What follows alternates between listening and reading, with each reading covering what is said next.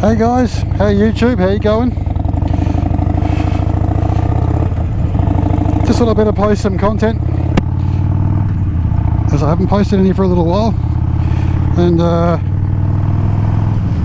to show you the changes and stuff on the bike that I've made. So I'm just getting myself comfortable here. So I've been off the radar lately for the last 3 weeks or so, and the weather here has been pretty average. We've had rain like you wouldn't believe. We've had wind storms, sort of the highest wind levels we've had in this state for a long time. And it pretty much has been, this is the first day, and today there's not a cloud in the sky. So what I'm doing, I'm just heading out to somewhere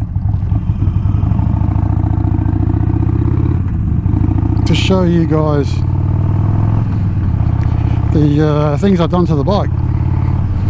And I suppose there's one thing you can see, there's nothing here. Just trying this out at the moment. It seems to make the bike look a bit bigger from when you're looking from other angles other than on the bike here, but I don't mind the look from this side. What's this guy doing? Oh, he's decided to pull over next when no one else can.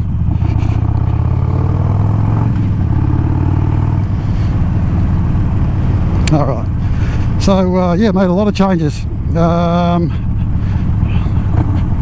Probably another noticeable change is this fuel cap.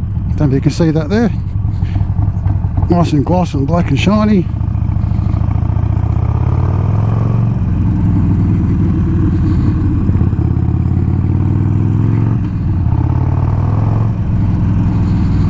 Hello, sir.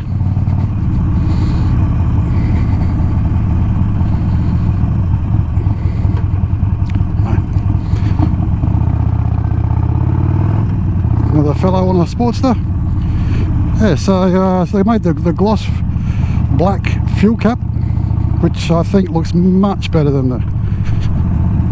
the crazy aluminium one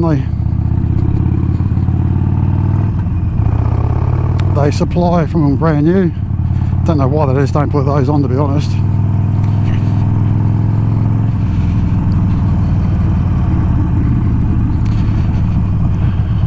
Just come to a stop here and see if there's any traffic. Yep, there's lots of traffic coming.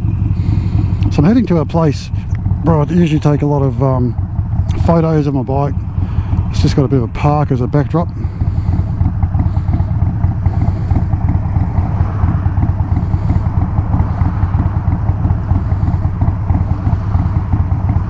Lots of traffic. Peak hour traffic on a Sunday.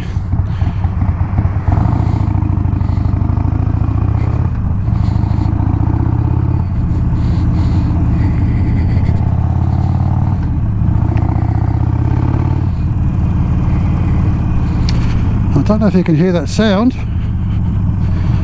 but the slip-ons have been replaced.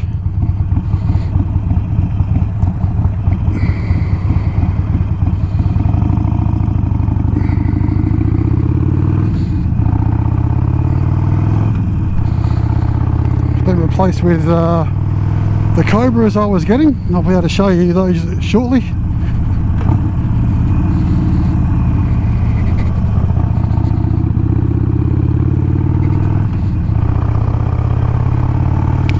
They do have a sort of very meaty sound to them. It's actually quite different to the Vance and Hines short shots. Seems to be a bit sort of not as dry, if that makes any sense.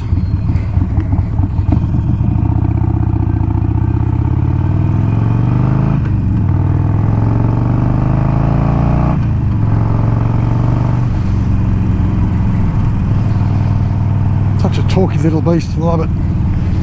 Yeah, so they're not as dry. They don't have that same sort of, I don't know, there's a word for it. There's like a push-pull noise.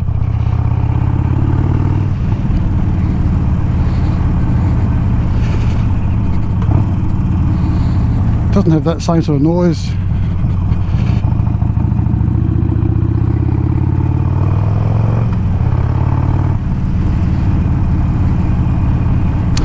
So a lot of changes. I've got these grips. They arrived. I've fitted those. They were pretty easy. A bit of a learning curve. I've never done that before.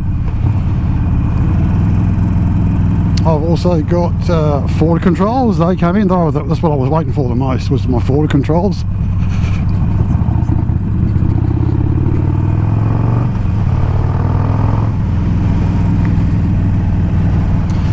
Yep, so they were actually, when I purchased the bike, they were actually purchased with the bike. Only just got them this week. So, a bit weird. Had to come out of the States. They were like on back order.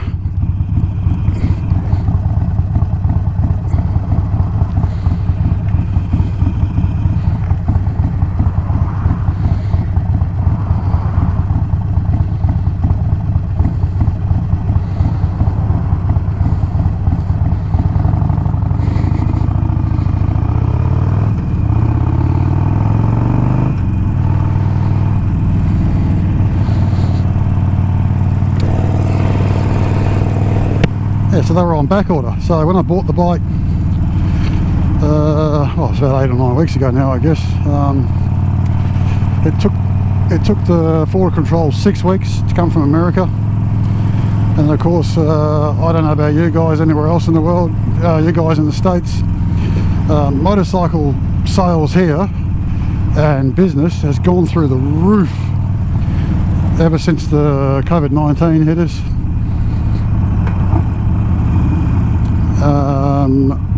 To give you an example, I actually work for a motorcycle dealership, not Harley, funnily enough. It starts with H, with a Honda, and for sales for us for the Honda brand, this time last year up 500%, actually more, 503%, which is astonishing considering that we're all in lockdown from this pandemic COVID, and panicked a lot of people. But the dealership that I work for actually caters to the agricultural side of things, farmers and such. And so hang on, get fogged up a bit here. We cater to the agricultural side of things, so like dirt bikes, kids bikes, quad bikes, side-by-side buggies, that kind of stuff. We've literally now sold out. We've got nothing. It's been insane, absolutely insane. It's been great for my pay packet.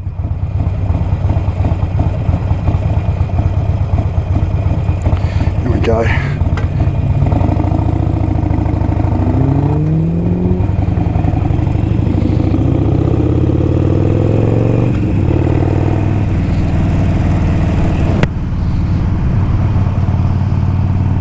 They said sports was sluggish.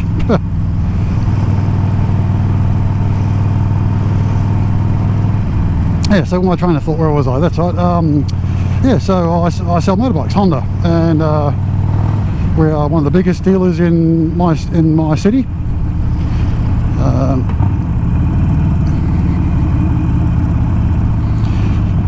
And we have been absolutely under the pump. To give you sort of a sort of indication, our normal turnover monthly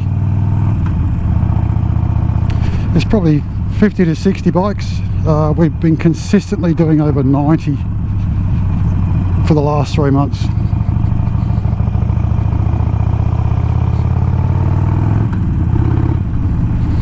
Which is unreal for this time of the year. So now we're going into tax time. We can't supply any customers with goods, which is a bit of a worry. So now we're going to be slow for the next few months because of the backlog with Honda. A lot of our Honda product comes out of Carolina, and that's where they make all of our quad bikes and side-by-sides and that kind of thing. Okay, so just coming up here to where I need to be.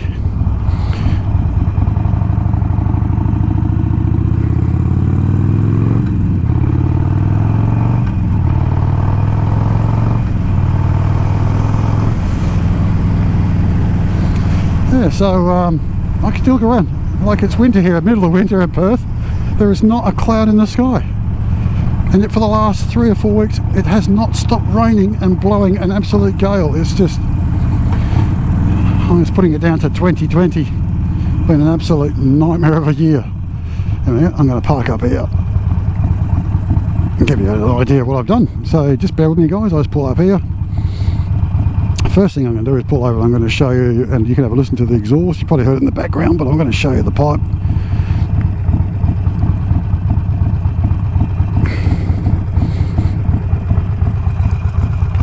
Just lift up my visor.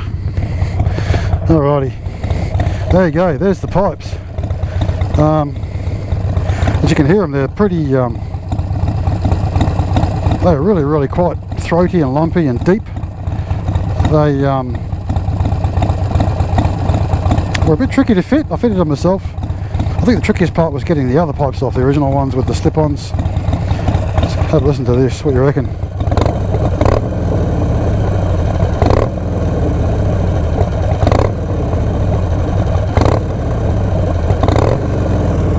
Very nice sound.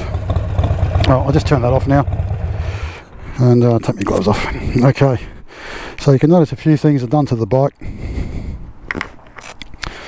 I've put the Cobra pipes on it, as you can see. I've also put or got my forward controls, which are just there. They're really good. They're so much better. Like you guys out there, if you're like my height, I'm about 5'9", 5'10". If you're about the same height, forward controls, what can I say? They are 10 times better than the mid mounts. I found with the mid mounts that after a while I was getting feeling a little bit cramped, and you couldn't move around at all. With these, your legs are out forward, you can move around. And to change things up a bit, I put the Badlander seat on there. Still undecided on how I feel about that. I think it looks different, makes the bike look very different. I've also, what else did I put on here? The Willie and Max saddlebag, which I got there. I put that on this morning. If you can see that was pretty straightforward. If you guys in the States, you know, everyone's heard of Blockhead. I watched one when he did it, so I got the same bag. Very easy to fit.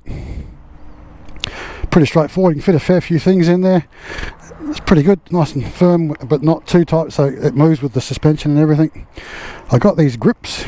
Now these grips are these are Harley Davidson grips. They're called Magnum Fat Gripz. They're sort of a bit fatter in there. When you grip on them, they're really comfortable and grippy. They're a bit thicker than the standard grip.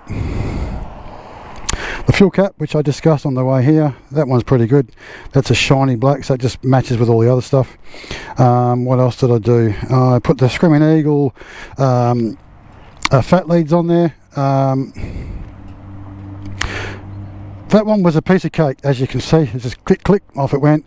This one, however, trying to get the lead from under the tank without taking everything apart was a nightmare. So it comes around the front. As you can see here, it comes around the front and it actually goes up into the plastic shroud here, where all the wiring is hidden under there, and it clicks into there. You can see it right there. So trying to get that off of that and back onto that was tricky, to say the least, but I got it on there. Now I'm probably thinking I should have gone with the black ones with the orange writing, but I don't know, they stand out, looks good. What else? I've taken the speed screen off. I think that's what Harley calls it, the cowl on the front there. It really shows off the front end a bit better. The only downside to it is this thing here. It's a nut that's designed to it has serves two purposes. One is it holds the headlight. If you loosen it, you can move it around and you can adjust your headlight backwards and forwards, up and down, left and right, that kind of thing. It also is like with that, you can see there with that Allen head bolt, it's part of the bracket for the speed screen. I don't know, I actually quite like it like that without it. It makes the bike look a bit bigger in the front. It doesn't look so squashed up. Still getting used to it. I've got the cover coming for this, but I didn't realise I needed another retaining bolt. I was kind of hoping I could just take that one off and a standard one will be underneath it, but it's not, so I've got to get a retaining bolt for that. put that in there, and then I can put the cap on it. The cap is coming from Harley. I can't believe it. It's just a piece of plastic. It's like $28. I also received my Vance & Hines FP3 on that, and I've got to say, I'm not very impressed with it. Not impressed at all. I first put it on when I still had my slip-ons on. They actually had the Chromework slip-ons, and that had on the Vance & Hines FP3, it actually has the Chromework slip-ons, the 3-inch standard baffles, you know, all that kind of stuff, high flow air filter, that kind of thing. So I downloaded the map. For about 10 minutes it ran fine, then it ran like, it just went to shit. It ran really, really rough off the bottom end. It was just, it was actually unsafe, because it was like, it was like puffing and farting and kicking, and it just made me not like it at all. So then I tried the Vance & Hines downloadable map. That seemed to work okay, but then after about 100 k's that started to do that as well. So and then I actually put these pipes on, and these Cobra Speedsters, they're called shorts or Speedsters 909s, whatever they're called. I put those on, and they do have these pipes also on the FP3 database for the pipes and stuff like that, and I put that in there, and it ran really, really, really well, like tons of power. But after about 100 k's, my god, it was just, you hit the accelerator, it would pop and fart and like that. It's like, what the hell's going on? So I've actually retrieved my map, which the dealer put in there, which I purchased the bike for a basic stage 1. Doesn't miss a beat, absolutely doesn't miss a beat. So I've got to say, I'm not really convinced on the Fuel Pack 3. I know you guys out there, riding with Carl, you've been using yours, mate. You're quite happy with it. There's other guys out there too that I've been watching, and they love it. Blockhead also had it on his 883 a few years ago, and he had a lot of problems with it, with the auto tune and stuff like that.